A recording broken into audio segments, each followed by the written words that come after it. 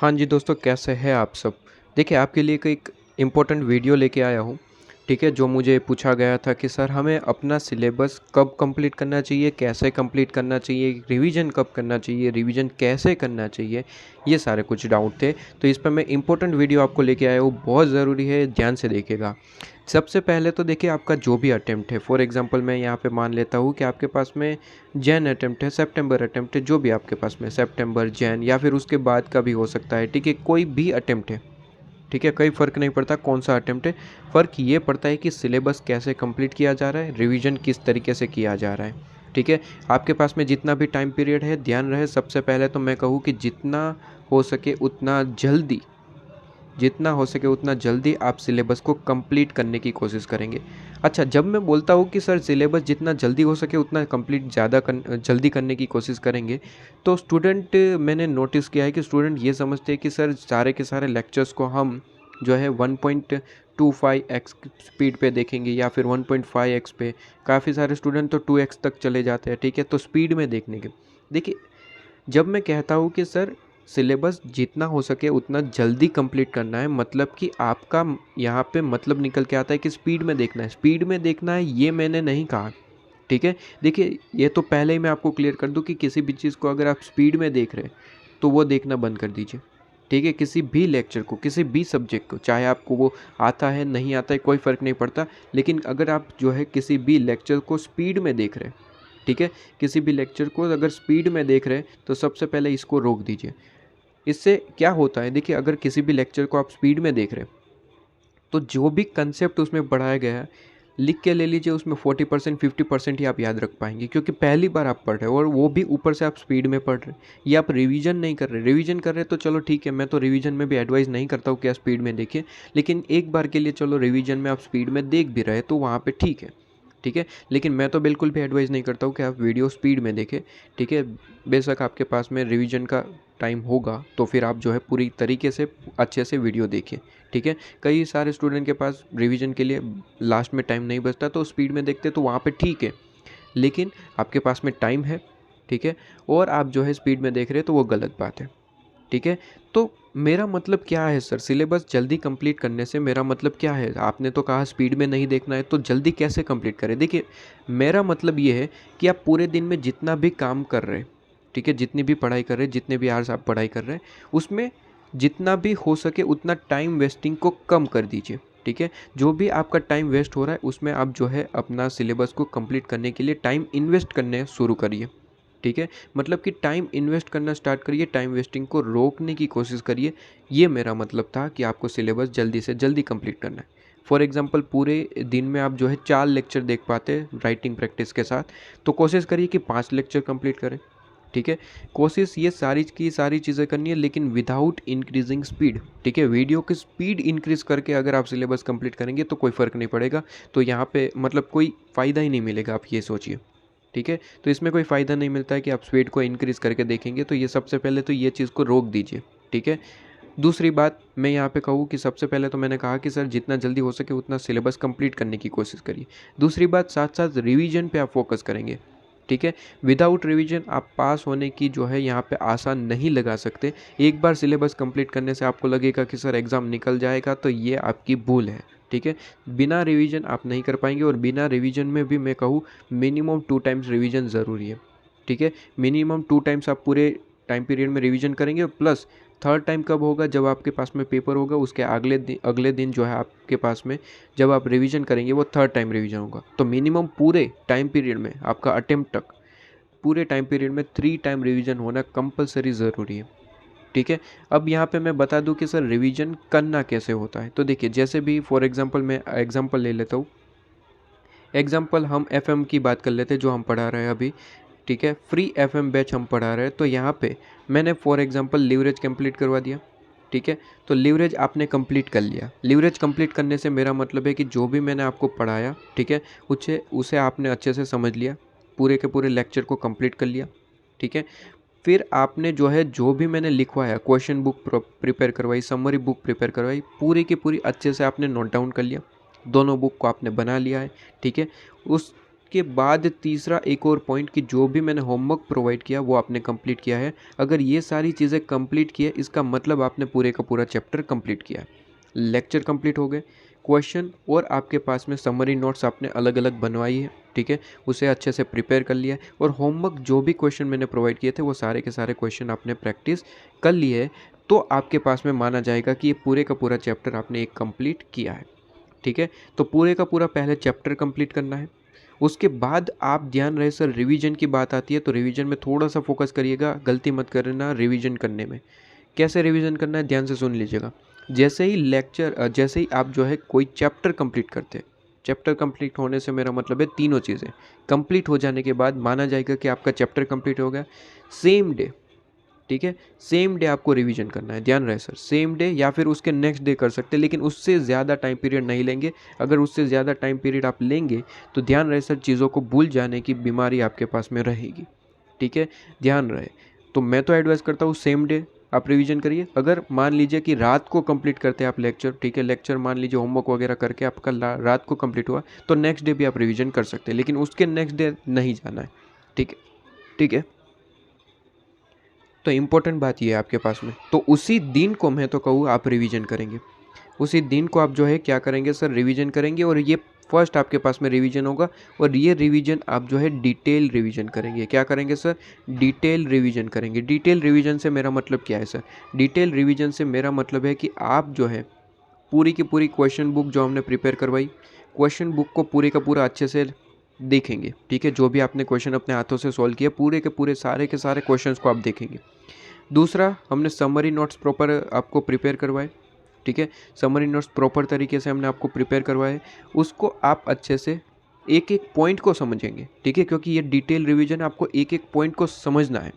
ठीक है, और तीसरी एक और बात सर, तीसरी एक और बात कि पूरे जब चैप्टर कंप्लीट किया, पूरे लेक्चर के टाइम, पूरे क्वेश्चन प्रैक्टिस के टाइम, होमवर्क के टाइम कहीं ना कहीं ऐसे क्वेश्चन भी आपको मिले होंगे जहाँ पे आपकी मिस्टेक हुई थी। ठीक है, उस मिस्टेक को ध्यान रहे सर राइटिंग में प्रैक्टिस करेंगे। ये डिटेल रिवीजन है, राइटिंग प्रैक्टिस ज़रूरी है। देखिए, आप जितना ज़्यादा राइटिंग प्रैक्टिस करेंगे, जितने भी क्वेश्चन को ज़्यादा से ज़्यादा राइटिंग प्रैक्टिस करेंगे, वही चीज़ आपकी मेमोरी में लॉन्ग टर्म टाइम बैठ जाएगी। ठीक है, तो एक चीज़ तो देख लीजिए, यहाँ पे लिख लीजिए कि सर मुझे जितना हो सके एग्ज़ाम तक मुझे राइटिंग प्रैक्टिस इतना ज़्यादा करना है। राइटिंग प्रैक्टिस होगा मतलब कि पास। याद रहे sir, writing practice is equal to आपका रिजल्ट पास। ठीक है, जितनी ज़्यादा राइटिंग प्रैक्टिस उतना आपका पास में रिजल्ट पास होने के चांसेस उतने ज़्यादा इंक्रीज़ होंगे। ठीक है, तो ये इंपॉर्टेंट पॉइंट है, ध्यान रखिएगा, इस चीज़ को भूलिएगा नहीं। जितना हो सके, कोई भी सब्जेक्ट है, प्रैक्टिकल है, आपके पास में थियरी सब्जेक्ट है, कोई भी सब्जेक्ट है, राइटिंग प्रैक्टिस के बिना नहीं हो पाएगा। ठीक है, तो जितना हो सके राइटिंग प्रैक्टिस करिए, और जहाँ जहाँ मिस्टेक हुई उस क्वेश्चन को तो कंपलसरी आप उसे राइटिंग में करिए, और दूसरे आपकी मर्जी कौन कौन से क्वेश्चन आप करना चाहते हैं। ठीक है, जहाँ जहाँ मिस्टेक हुई है, फॉर एग्जांपल आप कोई क्वेश्चन कर रहे थे, ठीक है, फॉर एग्जांपल कोई क्वेश्चन आप कर रहे थे, उस क्वेश्चन में 2 लाख रुपीज़ लिखा हुआ था। ठीक है, और वो 2 लाख रुपीज़ लेके आपको क्वेश्चन सोल्व करना था। फॉर एग्जांपल आप सोल्व कर रहे थे, गलती से आपने वहाँ पे 5 लाख रुपए ले लिया। ठीक है, हालांकि ये तो छोटी सी एक गलती है। ठीक है, सीधी सी बात है कि यहाँ पे 2 लाख रुपए लेना था, 5 लाख ले लिया, आपने गलती से क्वेश्चन पढ़ने में मिस्टेक करी, तो ये भी आपके पास में एक मिस्टेक ही है, और ये छोटी मिस्टेक नहीं है। आप ये समझते हैं कि ये छोटी मिस्टेक है, ये छोटी नहीं है, ये बहुत बड़ी मिस्टेक है। अगर एग्ज़ाम में ऐसा हो गया तो मार्क्स कट जाएंगे पूरे के पूरे। ठीक है, क्योंकि आंसर ही गलत हो जाएगा।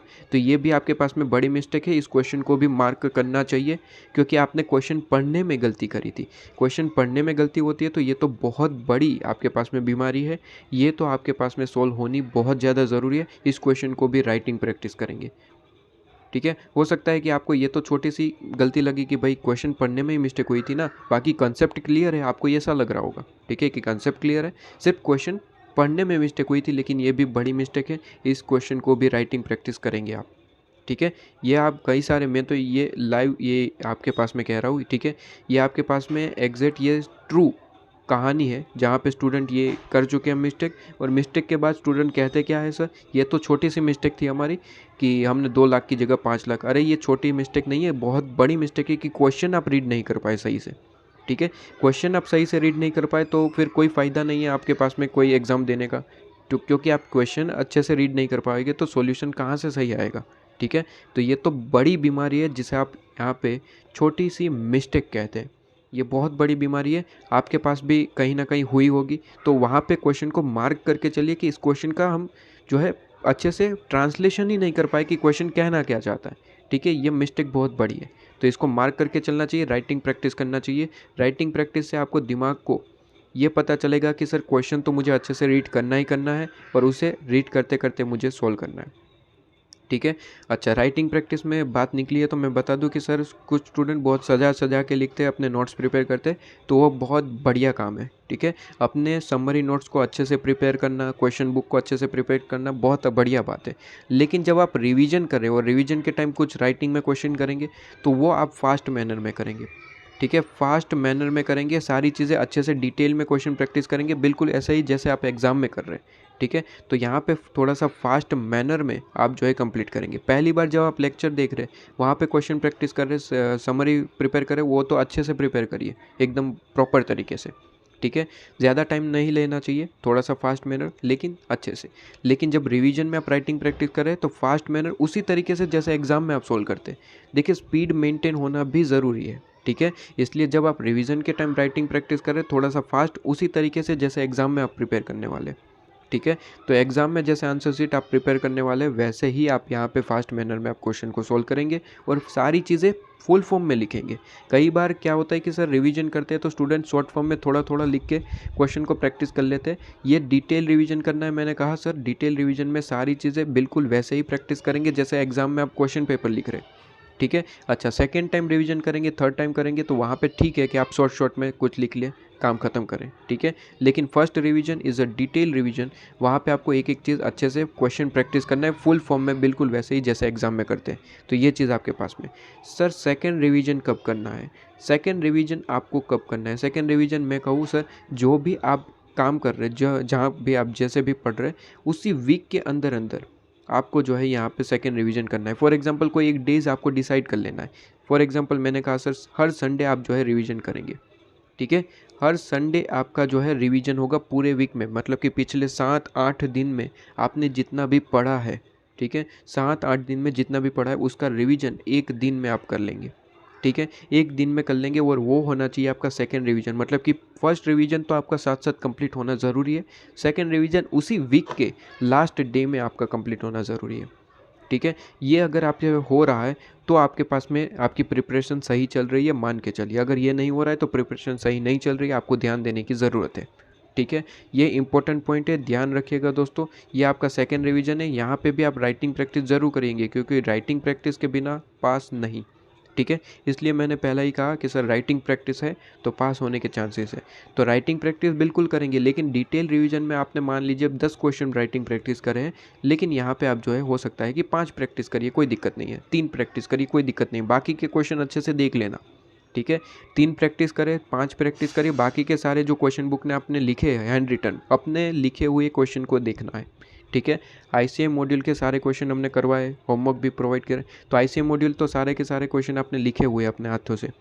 अपने हाथों से जो लिखा है उसे आपको देखना है, आईसीएम मॉड्यूल में नहीं देखना है। ठीक है, अपने हाथों से जो लिखा है उसे आपको देखना है, वो आपको याद दिलाएगा।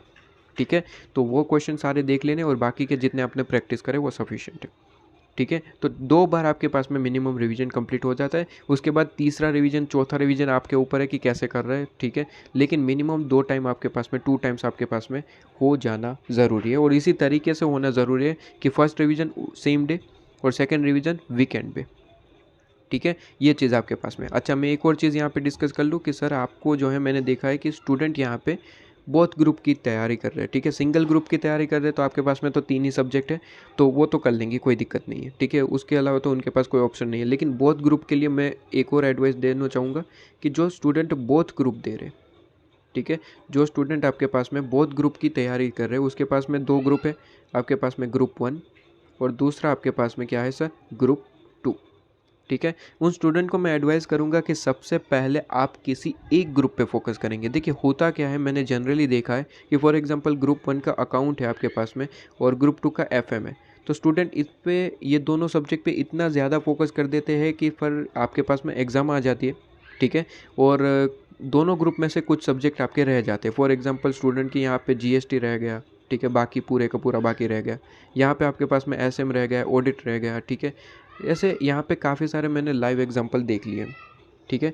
तो यहाँ पे आपके पास में बहुत ज़्यादा बड़ी मिस्टेक हो जाती है कि आप बोथ ग्रुप पे किसी पर्टिकुलर सब्जेक्ट पे इतना ज़्यादा फोकस करते हैं कि दूसरे सब्जेक्ट कर ही नहीं पाते। यहाँ पे मेरी सेम एडवाइस रहेगी कि सर आप किसी भी एक ग्रुप को पहले फोकस करेंगे, ठीक है। अगर आप बोथ ग्रुप के स्टूडेंट हैं तो आप बोथ ग्रुप के सब्जेक्ट कर रहे होगे, सीधी सी बात है, ठीक है। दोनों ग्रुप में 3-3 सब्जेक्ट है आपके पास में। मैं एडवाइस करता हूँ कि किसी एक ग्रुप पे आप जो है पूरे दिन का 70% टाइम पीरियड देंगे, ठीक है, किसी एक ग्रुप पे। फॉर एग्जांपल आपको जो भी सब्जेक्ट आसान लगता है, ठीक है, जो भी ग्रुप के सब्जेक्ट आपको आसान लगते हैं उस ग्रुप को सिलेक्ट करिए। मैंने कहा सर ग्रुप 2 के आपको सब्जेक्ट आसान लगते हैं फॉर एग्जांपल, तो उसमें आप 70% टाइम पीरियड दीजिए और पूरे दिन का 30% जो है वो यहाँ पे दीजिए।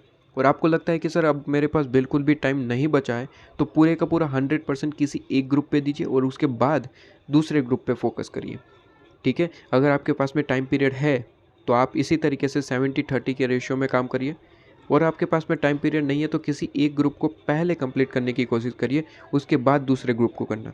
देखिए ये गलती तो बिल्कुल भी नहीं करना कि सर पहले अकाउंट और एफएम पे इतना ज़्यादा फोकस कर दिया, इतना टाइम पीरियड लगा दिया कि एग्ज़ाम आते आते 2-3 सब्जेक्ट ऐसे रह गए कि सर दोनों ग्रुप से निकल लिए, ठीक है, मतलब कि दोनों ग्रुप आपके हाथ से गए, तो पूरे का पूरा टाइम वेस्ट हो गया, पूरे का पूरा अटेम्प्ट वेस्ट हो गया, ठीक है।